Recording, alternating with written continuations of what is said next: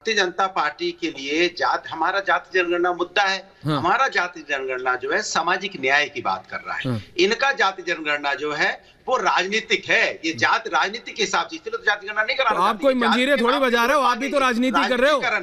देखिए अनुराग जी, बोलने तो आप बीच में टोकोगे, मैं कैसे बोल पाऊंगा? बोलिए। बीजेपी के प्रवक्ता बन जाते हो, बोलने तो नहीं, मैं आपसे बोल रहा हूँ। अरे मैं आपसे बोल रहा हूँ, बोलिए। अच्छा, टाइम नहीं वेस्ट करते, बोलिए बोलिए बोलिए। नहीं, कैसे अपनी बात? देखिए, दूसरी बात, सुधांशु जी ने बस की बात की, अच्छी बात है, बस की बात करें, लेकिन आपकी बस तो ऐसी चल रही है कि लोगों का विश्वास को रौंद दे रही है, महिलाओं के सम्मान को रोनते निकल जा रही है, लोगों की आशाओं को रोनते निकल जा रही है। तो प्रभु ऐसी बस मत चलाइए जहां लोगों के विश्वास और आशाओं को रोंदते हुए बस चली जाए। ऐसी बस मुझे नहीं चाहिए, ना हिंदुस्तान को चाहिए। हिंदुस्तान को बस ऐसी चाहिए जो कम से कम विश्वास दिलाती हो। जो आप कहते हो वो आप करते दिखाई पड़ो, जो आप कहते हो वो करते दिखाई नहीं पड़ते हो, ठीक उसका विपरीत करते हो। ये चिंता की बात है। और हमारा जाति जनगणना सामाजिक न्याय की बात। Okay, ending comments Abhinandita ji. Abhinandita ji, आपके लिए जाति राजनीति का विषय। Okay Bhadauria ji, now you are repeating yourself. Abhinandita ji, ending comments.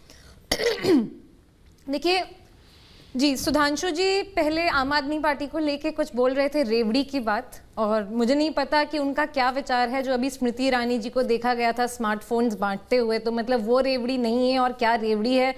और जो बीजेपी का कल्चर अब हो गया है वो है अंधा बाटे रेवड़ी, हमेशा अपने ही लोगों को दे। जो कि राहुल देव जी को आम आदमी पार्टी जो करना चाह रही है वो ये है कि अगर जो बेनिफिट है वो सबको मिलने चाहिए। ये नहीं है कि बस अडानी को मिल जाए, दो चार अपने भाई बंधुओं को मिल जाए, बीसीसीआई का ठेका अपने बेटे को दे दें। उस प्रकार की राजनीति कोई और नहीं कर रहा है, बल्कि बीजेपी कर रही है। देश के सामने आज दो ऑप्शंस हैं।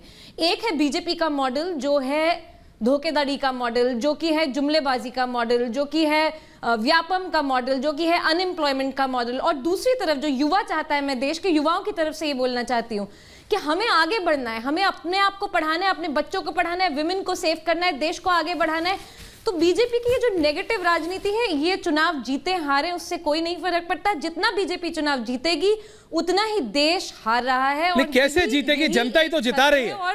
नो अभिनंदिता जी, जरूर बताइएगा। I need to disagree. जनता ही तो जिता रही है। आज आपके मित्र संजय सिंह जी को बेफालतू में जेल में बंद किया हुआ है। आपको कैसा लगता है कि स्मृति ईरानी जी जो है वो स्मार्टफोन्स बांट रही हैं, और उस सबके बीच में जहां बच्चों के अगर स्कूल अच्छे बन जाते हैं तो आपको उससे प्रॉब्लम है? आपको लगता है कि लोगों को ये आज नहीं तो कल समझ में नहीं आएगा? ओके, बहुत ग्रेट डिसर्विस है। और आचार्य जी, एंडिंग कमेंट्स। जो इंटेलिजेंट लोग हैं बीजेपी के, वो भी चुप है। ओके, आचार्य जी कुछ कह रहे हैं। 10 सेकंड सुधांशु जी, आप ही के पास आ रहा हूं एंडिंग के लिए। लास्ट 1 मिनट आ रहा हूं सुधांशु जी बस। हाँ आचार्य जी बोलिए, 10 सेकंड आचार्य जी।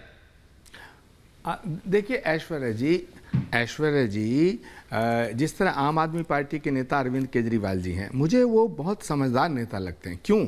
उन्होंने 370 जब हटाया गया तो in the interest of nation उसका समर्थन किया।